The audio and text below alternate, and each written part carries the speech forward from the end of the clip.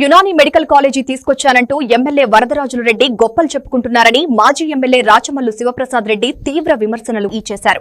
ఇందులో ప్రచార యావ తప్ప మరేమీ లేదన్నారు. ప్రొద్దుటూరుకు చెందిన వైద్య ఆరోగ్య శాఖ మంత్రి సత్యకుమార్ తన పుట్టిన ఊరికి ఏదో చేయాలనే ఉద్దేశంతోనే యునాని మెడికల్ కాలేజీ కేటాయింపు జరిగిందని, ఇందులో ఎమ్మెల్యే గొప్పతనం ఏమీ లేదని ఆరోపించారు. ఎవరికీ ఉపయోగపడని యునాని కాలేజీ వల్ల విద్యార్థులకు ప్రయోజనం ఉండదని, రూ.70 కోట్లతో నిర్మిస్తున్న ఈ ప్రాజెక్టు ద్వారా ఎమ్మెల్యే కుమారుడు కొండారెడ్డి, కాంట్రాక్టర్ మహేశ్వర్ రెడ్డిలకే లాభమని విమర్శించారు. ఈ కాలేజీ జీవోలకే పరిమితమవుతుందని, నిర్మాణం సాధ్యం కావడం కేవలం కలగానే మిగిలిపోతుందని రాచమల్లు శివప్రసాద్ రెడ్డి వ్యాఖ్యానించారు. ఇంటర్మీడియట్ అయిపోయిన తర్వాత నీట్ రాయాల, నీట్ రాసిన తర్వాత ఇందులో చేరాల. ఈ యునాని చదువుకోవాలంటే మొట్టమొదట ప్రాథమికమైనటువంటి లక్షణం ఏంది, దీనికి కావాల్సింది విద్యార్థుల కంటే అరబ్ భాష కానీ, పర్షియన్ భాష కానీ, ఉర్దూ కానీ చదువుకొని ఉండాలి.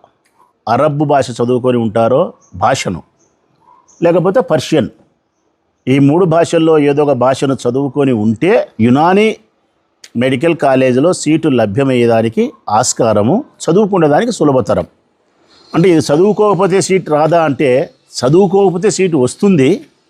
కానీ యునాని మెడికల్ కాలేజీలో చేరిన తర్వాత సీటు వచ్చినప్పటికీ ఈ 3 భాషల్లో ఒక భాషను నువ్వు నేర్చుకున్న తర్వాతనే అసలు కథ లేకపోతావు.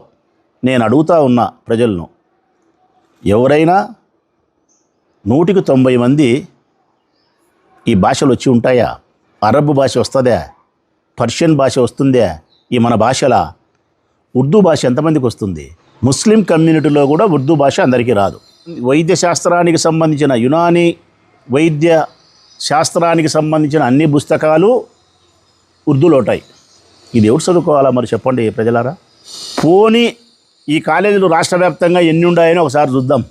ఆంధ్రప్రదేశ్ రాష్ట్రానికి సంబంధించి 26 జిల్లాలకు సంబంధించి 5 కోట్ల మంది ప్రజలకు సంబంధించి 1,60,00,000 మంది కుటుంబాలకు సంబంధించి ఒక్క కాలేజీ ఉంది ప్రజలారా.